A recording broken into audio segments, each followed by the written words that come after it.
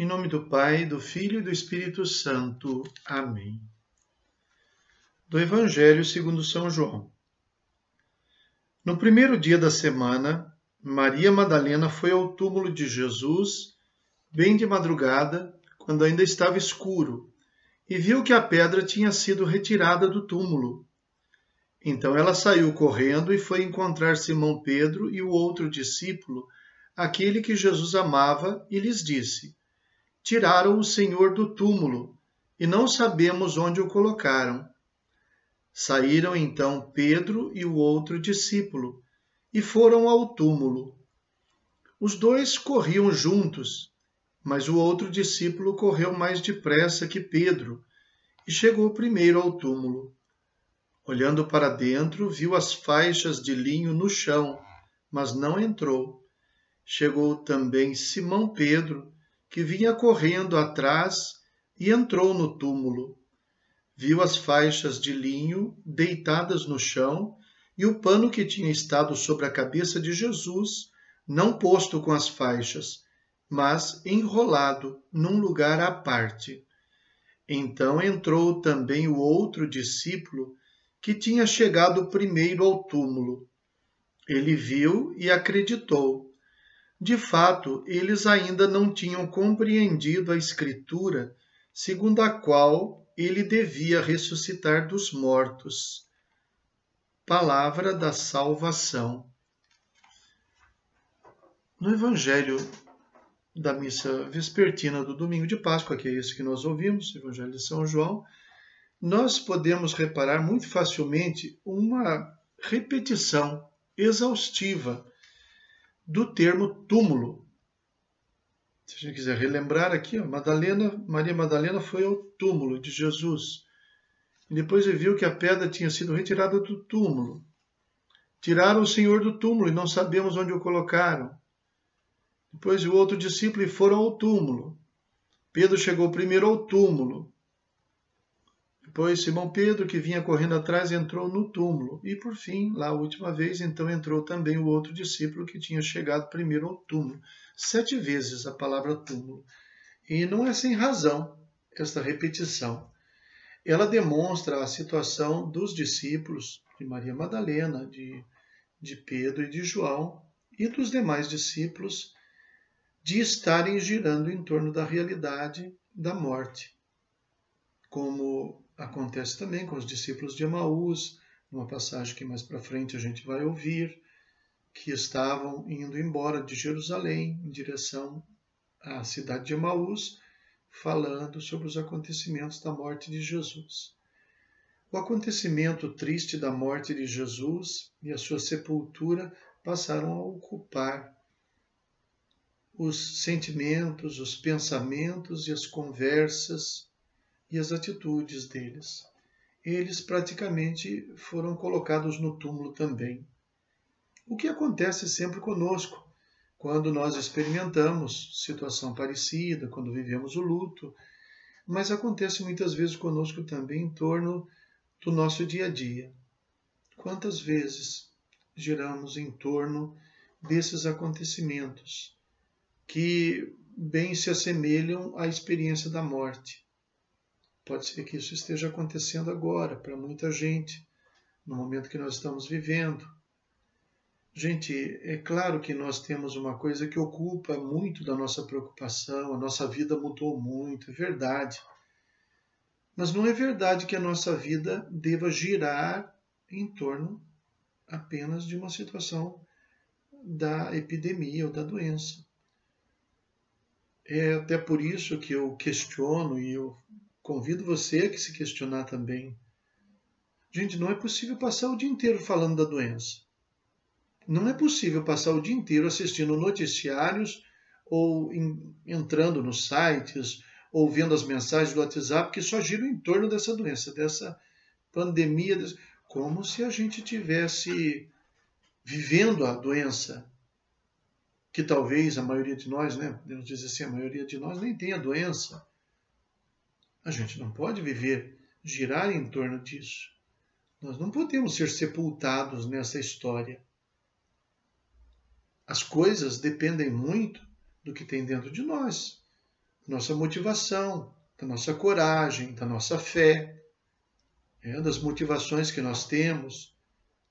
Não é possível que a gente haja como se a nossa vida tivesse sido interrompida naquele dia que o governador disse que agora a gente não pode sair e agora não pode abrir as igrejas. Então, a nossa vida está interrompida. Nós estamos aqui fechados para balanço até o dia que o governador disser que a gente pode voltar a viver.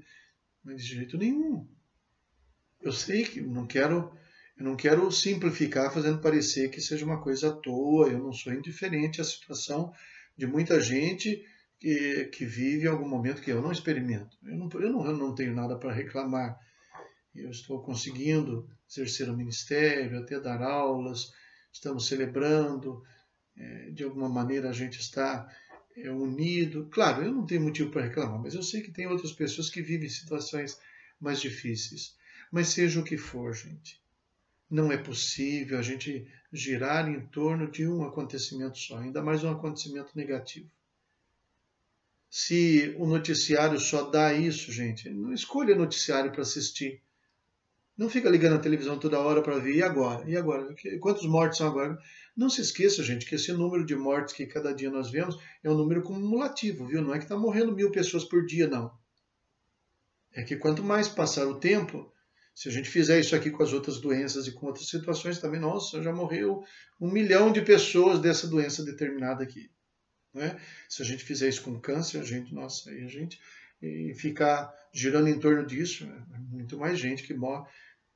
Não estou assumindo o discurso de alguns que são contra as medidas adotadas pelos governos, não é isso que eu quero dizer. Mas eu quero dizer que nós não podemos girar em torno do túmulo. Isso aqui pareceu um pouco, né? Um pouco a vida da gente em algum sentido. Liga a televisão, é coronavírus. Abre o jornal, coronavírus.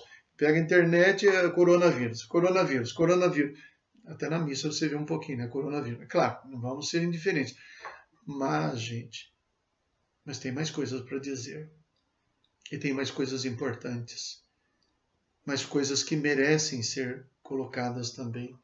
Eles tiveram que entender que o túmulo estava vazio.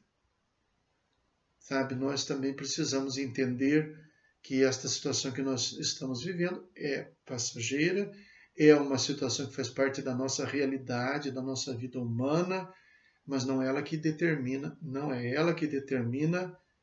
o nosso destino, nosso modo de viver, nosso modo de sentir, enfim, o nosso modo de viver. E para isso é necessário que nós também meditemos sobre a realidade do túmulo vazio. O túmulo vazio não resolveu toda a situação, não.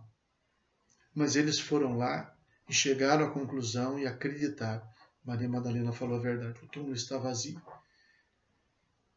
Nenhum discípulo de Jesus sairia por aí dizendo que Jesus ressuscitou se o corpo estivesse lá. O primeiro sinal da ressurreição é o túmulo vazio. Por isso, o primeiro sinal também para nós vencermos este problema e todos os problemas da nossa vida, o primeiro sinal é relativizar. Relativizar, que eu digo, não é tirar a importância, ser indiferente. Eu digo é colocar no lugar certo. Esse problema tem o tamanho que deve ter. Dessa vez ele é maior, certo? Ele é maior, mas ele não ocupa a vida inteira. Vai ocupar um pouco mais da nossa vida, mas não a vida inteira. É preciso achar o túmulo vazio. Não foi suficiente isso para que saíssem dizendo que Jesus ressuscitou. Foi necessário que eles tivessem a experiência do encontro com o Cristo ressuscitado. Até ali eles só acreditaram que o túmulo estava vazio. Mas depois eles foram se convencendo de que o túmulo estava vazio porque ele estava vivo. Depois de relativizar, de colocar as coisas no seu devido lugar, nós estamos mais predispostos e somos mais capazes de encontrar a grandeza da nossa fé, que é uma experiência. Não é apenas uma consolação de fora para dentro, mas é uma experiência da presença do ressuscitado, que nós desejamos fazer na celebração da Páscoa, no nosso dia a dia, na nossa vida inteira. E o tempo da Páscoa vai nos ajudar a refletir sobre a presença de Jesus, as várias formas, os vários sinais que a comunidade cristã, desde o início, encontrou pelas quais eles disseram ele está vivo. E nós, fazendo essa experiência celebrativa, devemos achar os sinais da presença de Cristo ressuscitado na nossa vida. Que nós sejamos capazes de percorrer o caminho que os discípulos percorreram, para o túmulo vazio, até chegar nos encontros com o ressuscitado, na experiência do Cristo vivo. Rezemos. Ó Deus, por vosso Filho unigênito, vencedor da morte, abristes hoje para nós as portas da eternidade. Concedei que, celebrando a ressurreição do Senhor, renovados pelo vosso Espírito, ressuscitemos na luz da vida nova. Por nosso Senhor Jesus Cristo, vosso Filho, na unidade do Espírito Santo. Amém. O Senhor esteja convosco. Abençoe-vos o Deus Todo-Poderoso, Pai, Filho e Espírito Santo. Amém. Glorificai o Senhor com vossa vida, ide em paz e o Senhor vos acompanhe. Aleluia, aleluia. Graças a Deus, aleluia, aleluia. Feliz Páscoa, fiquem com Deus.